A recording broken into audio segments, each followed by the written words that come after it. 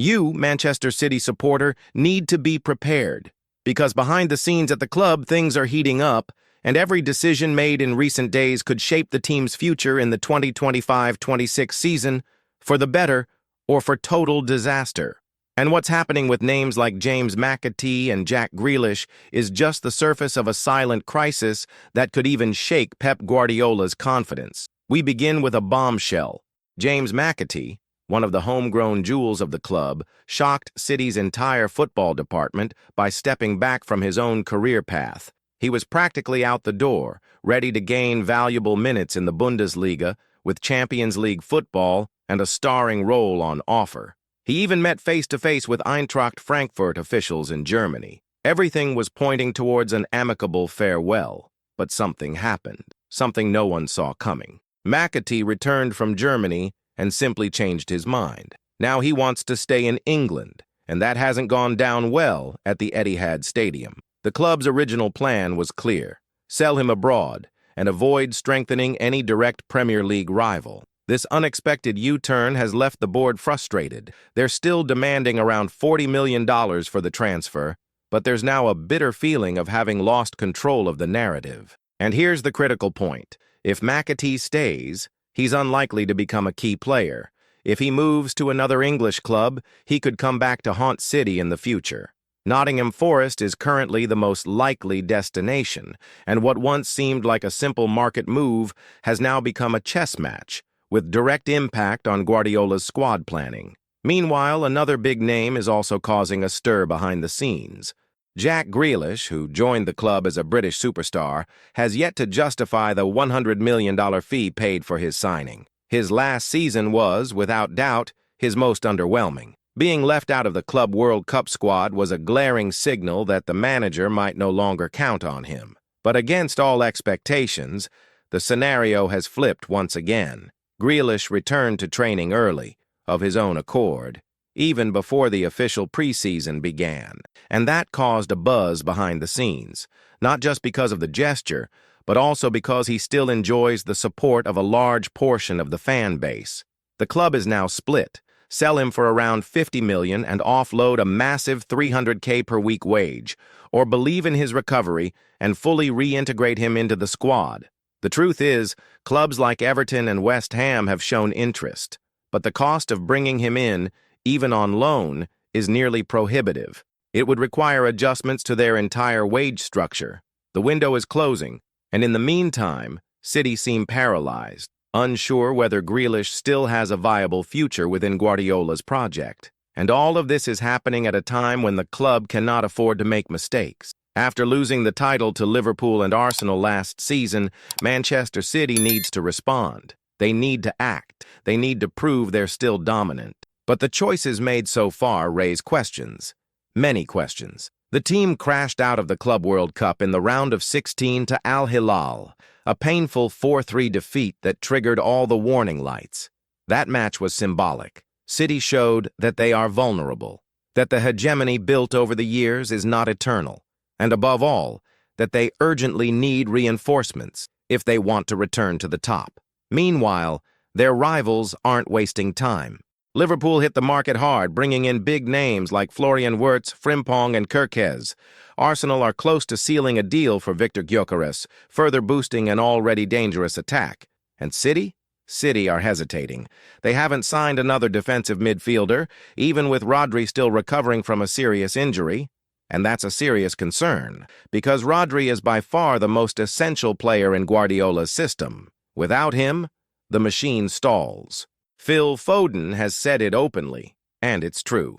Attempts at replacements, Kovacic, Bernardo Silva, even Gundogan, have failed. None of them has the ideal physical or tactical profile for the role. So what did the club do in response? They bet on names like Johnny Rangers and Nico O'Reilly, but neither of them is a natural number 6. Nico is an attacking midfielder. Johnny still needs experience. City are playing with fire. They're betting that Rodri will remain fit. They're hoping no setbacks will occur. But what if they do? Who will handle the pressure? If you support City, you're likely feeling this unease. It's not just about the squad. It's about decisions, about vision for the future, about boldness, And to be honest, it seems like Liverpool and Arsenal have understood this transitional moment better, and it doesn't stop there. Another issue that sparked tension in recent weeks is the saga involving Morgan Gibbs-White. The Nottingham Forest midfielder was on City's radar. It was almost certain he would arrive. But suddenly, Guardiola backed out. He chose to place his trust in younger names like Ryan Cherky and Johnny Rangers. That opened the door for Tottenham to try and sign the player. But Spurs were accused of an illegal approach, which stalled the whole deal. And in the midst of all that, Nottingham Forest are still hoping City will re-enter the race. But behind the scenes, it's said otherwise. City have reportedly shut the door on any chance of signing Gibbs-White, even after the price was reduced to $60 million. And the most curious part? Forest are now trying to sign McAtee, the very player who rejected a move to Germany and wants to remain in the Premier League. The market is closing, the pieces are moving, and City keep making decisions that generate more questions than answers. İlkay Gündoğan could also be on his way out. Despite saying he wants to see out his contract, there are rumors of interest from Galatasaray. Nico Gonzalez, another member of the squad, no longer seems to be part of Guardiola's plans. If all these players leave and no major names arrive, the squad will become even thinner and far less competitive. And that's where the danger lies. Because Manchester City has always been known for its depth, for having two top-class players in every position. But now it looks like they're relying on miracles, and football does not forgive that kind of gamble. The feeling is that everything is hanging by a thread. Decisions that once seemed certain have become unstable gambles. What used to be considered planning is now starting to feel like improvisation. Manchester City are going through a quiet moment of redefinition, and that silence could come at a high cost. Guardiola, a master at reinventing his team every season, knows he cannot afford to make mistakes. But he is also facing a deep dilemma. How do you refresh the squad without losing control? How do you prepare for the future without giving up immediate competitiveness? And perhaps the most unsettling question of all, does he still have all the pieces he needs to build a title-winning team? If you look at it coldly, you'll see that the team's backbone is starting to show signs of wear.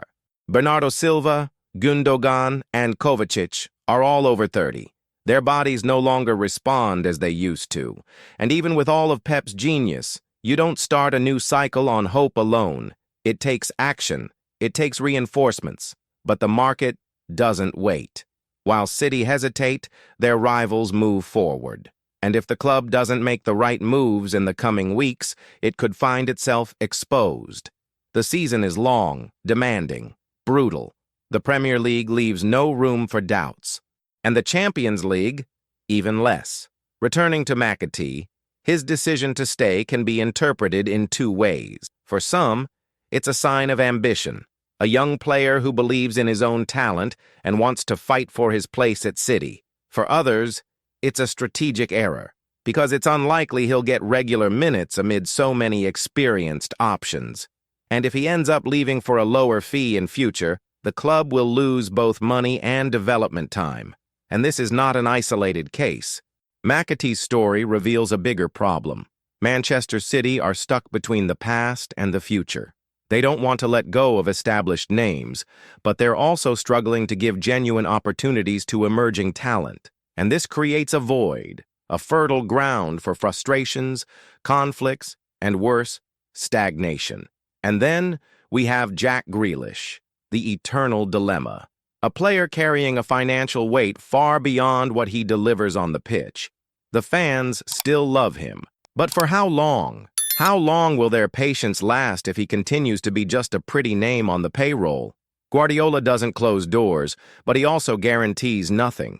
He leaves everything hanging, as if to say, "It's not my responsibility." And in this game of unspoken words, Grealish remains suspended between being a solution or a burden. With an enormous salary, he's nearly impossible to sell. Not even mid-tier Premier League clubs can afford his presence without compromising their internal balance. Time is ticking. Preseason has already begun, and every day that passes without concrete decisions brings the club closer to an unstable, unbalanced, and vulnerable start to the campaign. The lack of a clear backup for Rodri could be the detail that defines the season.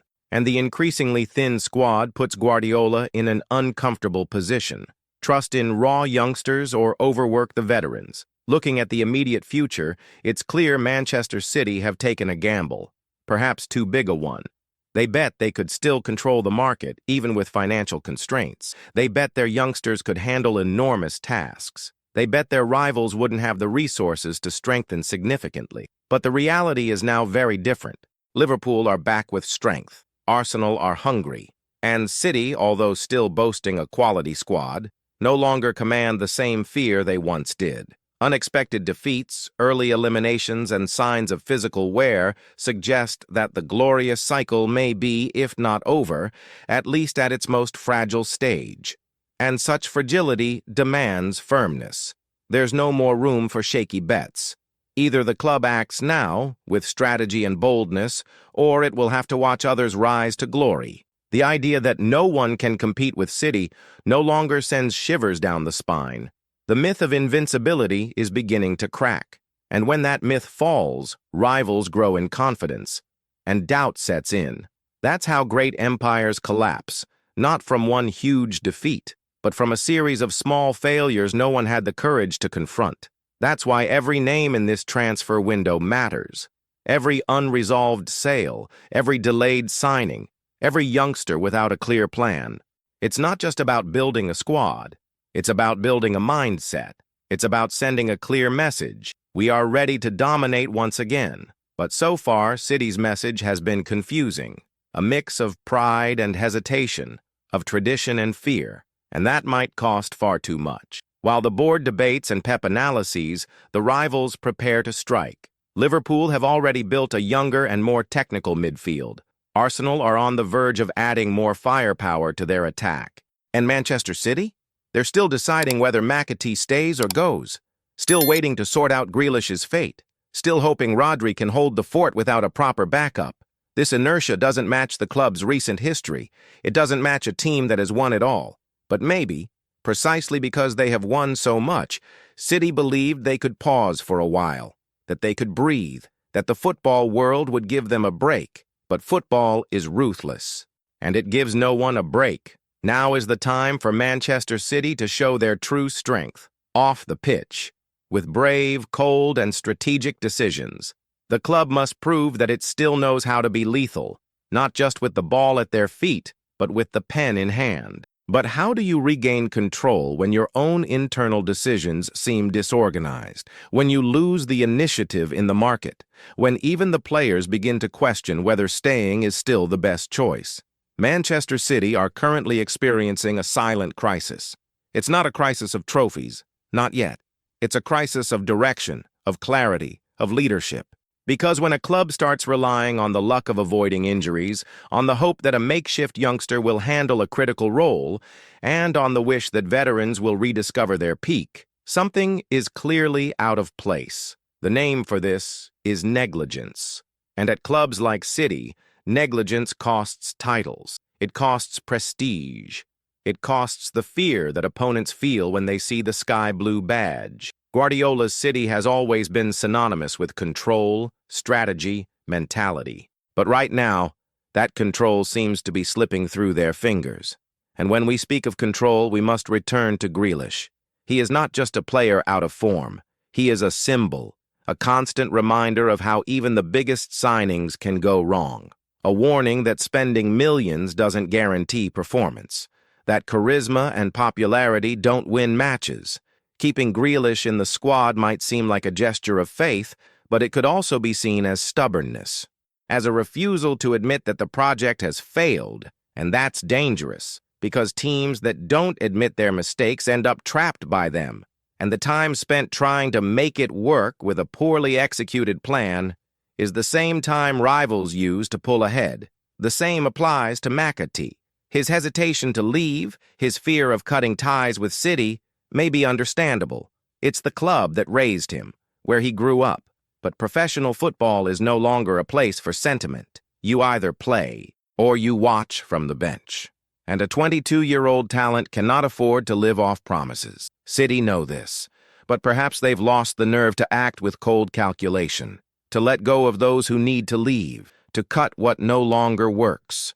to buy with ambition, and above all, to take calculated risks. Because the risks they're taking today, trusting Nico O'Reilly as a possible backup to Rodri, leaving the full-back position shallow, passing on Gibbs-White even at a discounted price, are unconscious risks. They're not being taken with planning. They're being swallowed whole by a messy and poorly executed transfer window. And all of this could blow up at the worst possible time. The season is fast approaching, and once the games begin, there will be no time for regrets. Every point lost due to a lack of squad depth will come back to haunt them. Every failure in ball transition will be exposed. Every absence of Rodri will be an open wound in the heart of the team. That's when you separate those ready to fight for everything from those just hoping to survive. And City were not born to be a supporting act. It was never about doing just enough.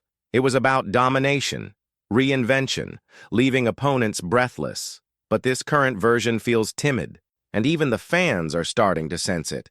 There are more questions than answers, more doubts than convictions, and that is the most dangerous atmosphere a title-chasing team can have, uncertainty disguised as confidence. Behind the board's optimistic speeches, behind Grealish's solo training sessions, behind the promises of opportunities for young players, there's an emptiness, an awkward silence. A space that should be filled with targeted reinforcements, firm decisions, and unquestionable leadership. But for now, it's being filled with hope and improvisation. And if there's one thing football teaches us, season after season, it's that hope doesn't win trophies. At this moment, even the names that once seemed certain to lead City's new cycle are now surrounded by doubt. Johnny Rangers, for example, is talented. But trusting him with such a massive responsibility in a midfield that's already lost Gundogan and relies on an injured Rodri? Is that fair on the boy? Is it fair on the club? Similarly, to ignore a player like Gibbs-White, at the peak of his technical maturity, just because he didn't fit perfectly into Plan A, is to forego immediate impact. Meanwhile, Tottenham, despite their controversial approach, are still trying to sign him. And if they do, they may have made the bold move that City were too afraid to make. And that's how it always happens. A team doesn't lose its power all at once. It loses it bit by bit. First in the market, then in squad management, then in tactical decisions. Until one day they look back and don't recognize themselves anymore. Guardiola still has time to stop that. But he must act now. He needs a message that is clear, direct, and powerful. For the dressing room, for the board, for the fans, and for the world, Manchester City are still alive, still hungry, still want to be the team no one wants to face. This isn't achieved with speeches. It's done through signings, through brave sales, through a clear-out that allows the squad to breathe and the young players to grow with purpose, through signings based on logic, not just optimism. The fans deserve this. They deserve a team worthy of everything built in recent years. They deserve a transfer window that answers their anxiety. They deserve a manager with the freedom to decide and the responsibility to act. Because in the end, football is made of cycles, and City must decide whether they want to start a new one or slowly perish clinging to the old. And now, City fan, the question that won't go away: does Manchester City still have the courage to be the giant it once was? Or will it accept being just another face in the crowd? Because the time for promises is over. The time for waiting has ended. And the season ahead won't forgive poor planning, indecision, or illusions of control. The club must act, or be steamrolled. If you felt that this video brought you clarity about City's current situation, if something inside you also senses that we're at a decisive crossroads, then don't let this reflection stop here. Show that you're paying attention. Show that you care. Hit the like button now. It helps this content reach more fans like you who refuse to accept the board's silence. And of course, if you're not yet subscribed to the channel, click that subscribe button and activate the bell. Here, you're never left in the dark. Here, you understand what's truly going on with your club. Because if there's one thing City fans need right now, it's real information, courage to face the truth, and a voice to demand what they deserve. We'll see you in the next video. Until then, let's keep going because this story is far from over.